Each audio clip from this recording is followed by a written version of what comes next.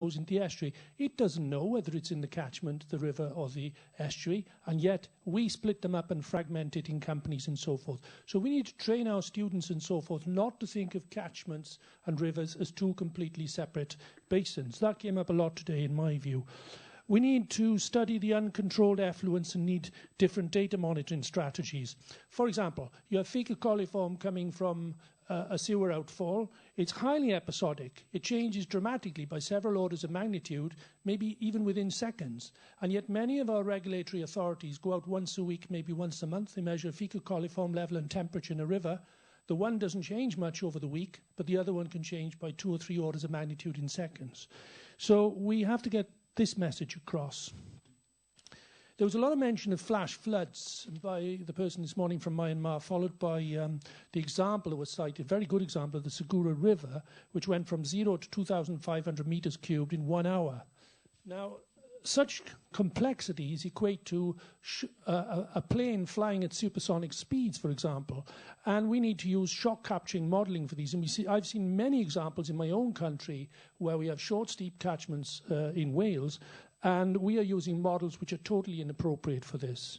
I won't dwell on that anymore, but much reference to the use of experts, including capacity building. However, we need to make sure we have the right experts and who are training people for the expertise in that country.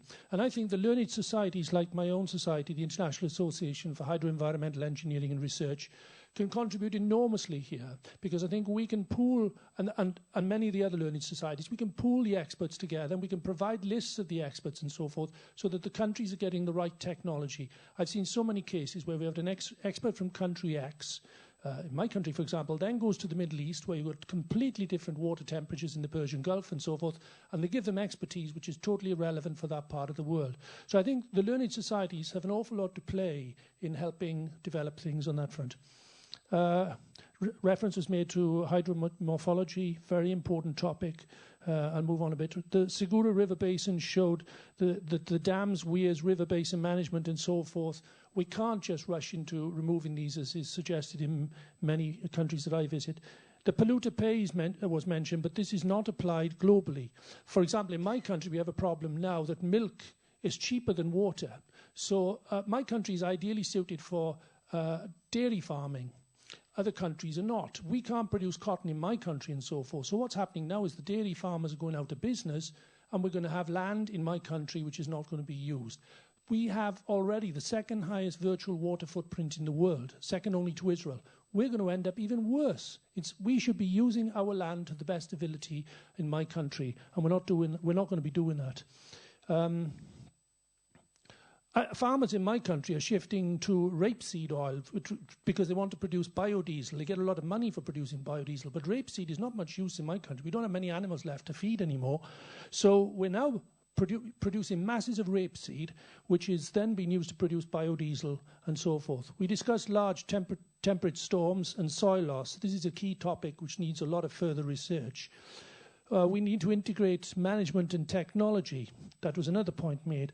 I would add we need to raise the status of research in agriculture. 70% of the world's water is in agriculture. If you look at the agricultural systems where the water is spread over the land, it's still very basic. When you look at something like the Formula One car, for example, in 2013, they were only allowed to put 200 litres of fuel in the car. 1 year later, they were only allowed to put 100. That engine was transformed dramatically in 12 months. If we were to attract the best brains in the world into agriculture, we could do so much better with management, because we have not improved agricultural engineering in the whole 30 years I've been in academia. And much more discussion, there was a lot of discussion about risk, and I fully agree with the comments we made about risk. However, the problem is with risk, you have so many people that have stripped deterministic models, complex deterministic models down to the bare minimum, so that we can run hundreds of scenario runs, and then we produce data which is pretty well meaningless, when we should, if anything, be using more sophisticated deterministic models. The River Danube comment was made to get science right before the planning for the future. I fully agreed with that. Water crisis was linked to floods and food security. I would agree that spreading of Western habits to rapidly developing countries such as China, India, etc., has been one of the main causes of the water crisis. That's not to blame the Chinese. Why shouldn't the Chinese be exactly the same as the Westerners? And if women in the West, for example, want to wear a different dress every day on reading the news, then it's not unreasonable for them to do that in China too.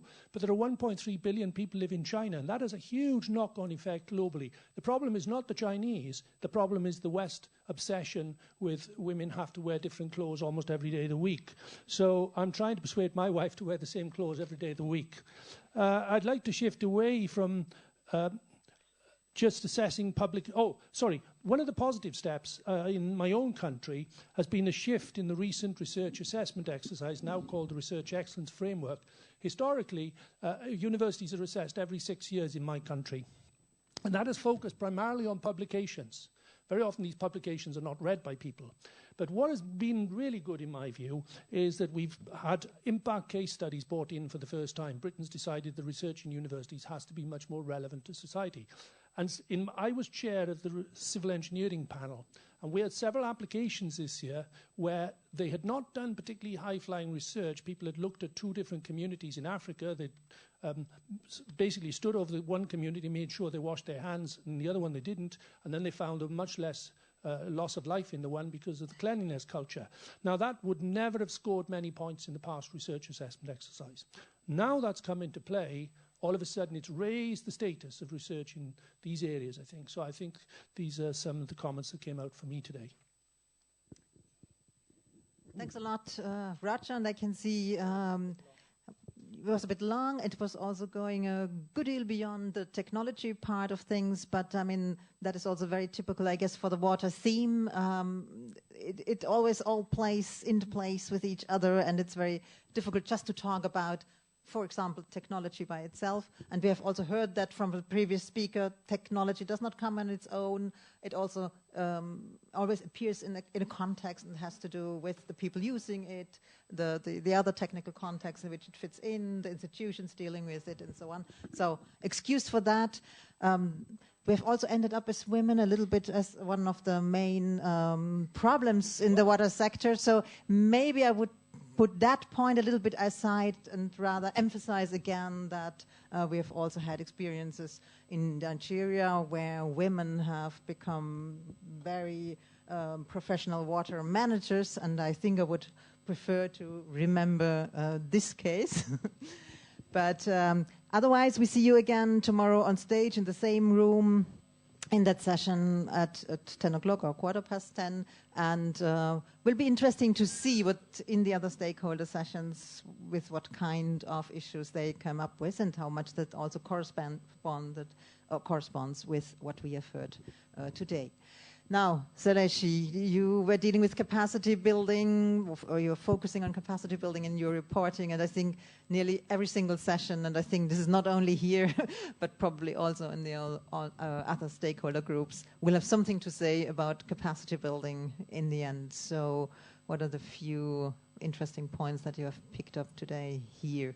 Yeah, I think capacity building is something cutting across everything. When we talk of governance, when we talk of finance, when we talk of technology, it's also about capacity, you know, it really cutting across. Throughout the day, we looked at, you know, along these 4 themes on the issues of water scarcity, on the issues of water to human right, focusing on water and sanitation issues, risk management, and tools of implementing to deal with water quality, which is the last session. So, you know, if I just pinpoint to the first session in the morning, the challenge and the constraint to capacity were identified as governance capacity deficits in terms of regulation, agreement, laws, enforcement, institutions, and so on. The mismatch of economic development with resource availability, that means the capacity of resource to cope up, or the infrastructure that is developed, infrastructural capacity actually to cope up with economic development needs. That means you see it also from infrastructure capacity gap, A lot has been said on inadequate data network and information system capacity. That means the skill of people, the facilities, instrument, and the technologies that are used, showing capacity deficits here and there. There are a lot of experiences which I will sieve through this evening for tomorrow's synthesis presentation this afternoon. Yeah, a lot has been said. So government have got also a number of tools for effectiveness, creating efficiency, and also particularly in the model of capacity development through creating awareness, through providing training. We have heard a lot on, advanced training at MSc, PhD level even. We will, synthesize this kind of capacity development approach. So a lot of challenges have been discussed. A lot of tools have been also mentioned from different experiences in managing or enhancing capacity at local level, national level, transboundary level, as well as global perspective. So there are also a number of conditions or factors for success have been identified. The ownership issue and public mobilization and understanding of the society, capacitating the end users as well as key stakeholders have been discussed. So I wouldn't really try to repeat what has been said throughout the day, but I'll really try to nicely summarize what has been said throughout the day and present tomorrow.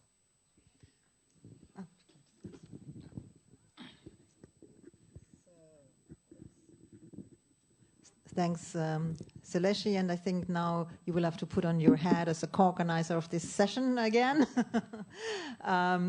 Yeah, maybe it all boils down in the end that it's really super important that people in the water sector coordinate, that they communicate with each other in the first place, that they coordinate with each other, and that they work with each other, that they really pool and bring together the resources and capacities they have. They are always not very evenly distributed, but I think if we can introduce a proper culture of sharing, I think we should make it a good way forward. So there's not a lot left for me to say. I think it's been quite enriching, and I hope all those that have taken notes that these are getting forward and getting into a report, that we are not losing the interesting points that were made today. Otherwise, I think it's to say a big thank you to all of you. Some of you have been very patient, being with us for quite a long time. I guess others have also peeped into some of the other workshops. Thanks a lot for now, and we see each other again, well, already tonight. I don't have any. Is there someone here to make an announcement for our evening program? I think there will be a bus again. Maybe you would be doing this. Tonight we will have the trip to the Aljaferia Palace. So there will be a bus here at 7. We will take you there. So you are invited to go and encouraged to go because it's a very nice palace. And I think that's it. Okay, yesterday, some people were asking for a bus back. No, there's no bus back. People will then find their way again by themselves. Yeah, that's reasonable. So, Leslie, do I give you the mic for the very last word? Oh, well, what would I say? Thank you very much, really. It was a very nice day. We heard a lot. Governments are really key actors. Particularly governments which are democratic and caring for people, could do a lot of things, a lot of innovations, a lot of progress and transformation of their respective countries. I think we have discussed a lot what governments could do in these thematic areas. I think the coming up of post-2015 development agenda, particularly having the independent goal of water has been, I think, crystallized. We hope that it will pass through the final approval and with these 6 target items. whether it will be, reshaped in terms of number of reduced pillar and so on. I think what has been discussed so far throughout this 2-3 years process has been very enriching. Water has got really its place. Therefore, we have to work forward toward this implementation. Implementation requires really developing capacity, developing financial mechanism, establishing partnership, and so on and so forth. I think we have to take it forward boldly and strongly so that at the end of the day we have a better future and a sustained use of our resource. Thank you. Just one last announcement. Those of you who have taken the speakers, if you could give them back so they can be charged and tomorrow they are working again. Thank you very much.